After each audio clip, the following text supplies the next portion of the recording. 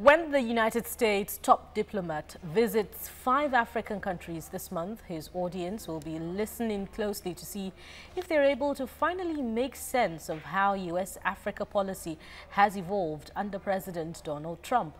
Rex Tillerson, the U.S. Secretary of State, will visit Chad, Djibouti, Ethiopia, Kenya and Nigeria from March the 6th till the 13th.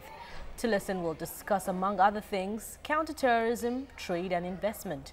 Joining us now is journalist Rasheeda Thomas on the News Hour for more perspectives on this. Thank you very much for your patience, for holding on thus far, Rasheeda.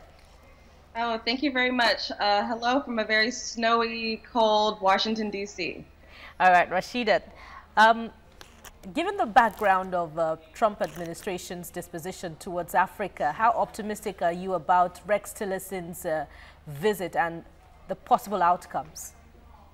Well, I think that, my hope is that Secretary Tillerson will heal some of the wounds caused by our president's unfortunate comments this year. I know that it'll be on the forefront of minds of the citizens of the countries that he's visiting. I don't think that he will address it head on, but it will be the subtext of all of the meetings. I don't know if you're aware, but he announced yesterday that the United States will invest $533 million into Africa. And I think they're hoping that will go a long way to healing some of those wounds. Another issue we'd like to understand is why now? Why this visit now? And how is this going to deepen the relationship between the U.S. and these African countries? Well, Secretary Tillerson has made clear that this is just his first trip in Africa. And I think that from the list of countries that he's visiting, you can see that his priorities are security and trade and investment, as you said. This trip really comes out of a November 2017 ministerial delegation of 33 African ministers. This is a follow-up trip for that. And hopefully this will be one of many trips that Secretary Tillerson makes to the continent and as you said, deepens the connection between the United States and Africa.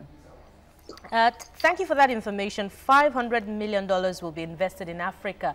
But what will that be compared with years of long policy engagement with Africa by succeeding presidents? Let's talk about PEPFAR, Obama's Power Africa. So what will that be compared with this sustained policy engagement?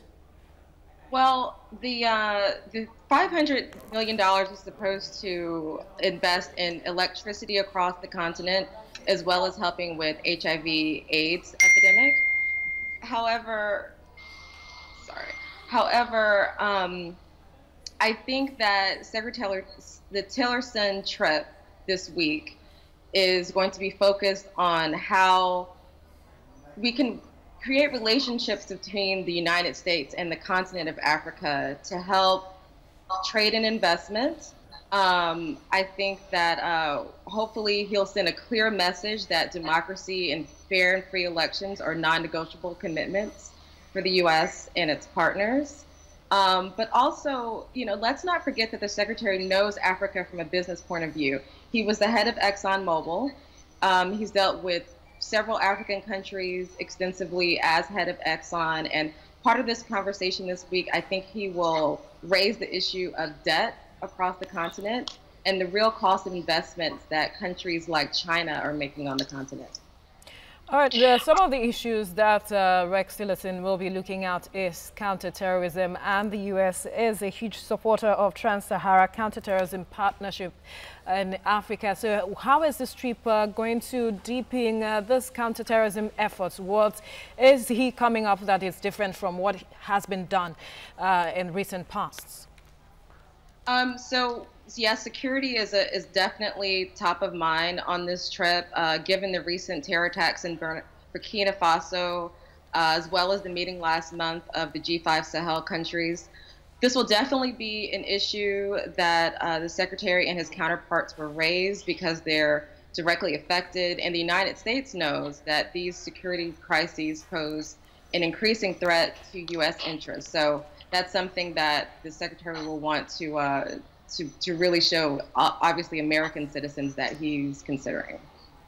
All right, journalist Rasheeda Thomas, thank you for your time on the News Hour. Thank you very much. Have a good day. You too.